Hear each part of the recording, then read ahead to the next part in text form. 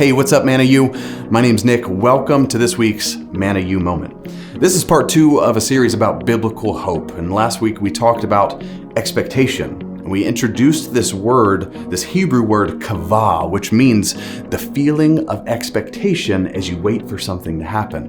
But what I didn't tell you is that this word, kavah, it also paints a picture of tension. You know, sometimes as we're waiting for something to happen, naturally, tension builds. So that's what I want to talk to you about this week. Hope is about tension. In fact, the Hebrew word kavah, it comes from the root word kav, which means cord.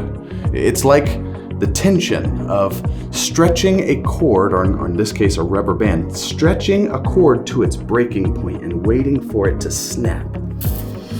I'm not going to do it. But even now, as you're watching this, maybe you feel that sense of tension right before it snaps or before a balloon pops. That is kavah.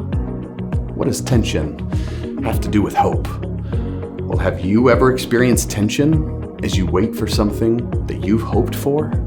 Maybe it's the days leading up to a wedding or the birth of your first child. You know, you're happy, you're hopeful, and you've been waiting for this moment and you're so excited, and yet there is tension. You know what I'm talking about. Or maybe it's something a little less inviting.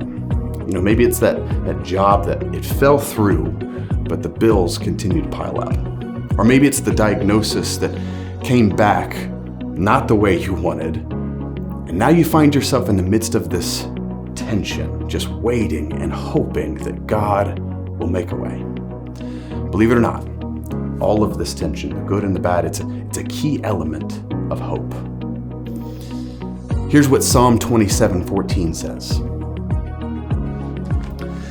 It says, "Wait for the Lord, be strong, and let your heart take courage." Wait for the Lord. That's that word, kavah. There's tension in waiting for the Lord. And see, what's powerful about this is that David writes this psalm as he's facing adversity and trouble. Enemies of war have risen up against him and surrounded him, and he needs the Lord to move on his behalf. You could say that tension is mounting as he waits and as he hopes in the Lord. But you know what's interesting? This entire chapter, David never questions God. In fact, he shows confidence in the Lord even as the tension grows. David embraces the tension, and that fuels his hope. I want to encourage you today, as you're waiting and as you're hoping for God to move in whatever situation you're facing. Remember, true hope is not defined by a favorable circumstance. Hear me. As hard as it may be, embrace the tension. Be strong and let your heart take courage in the Lord, because He's the only source of true hope. God bless you, and I'll see you next week as we continue this topic on biblical hope.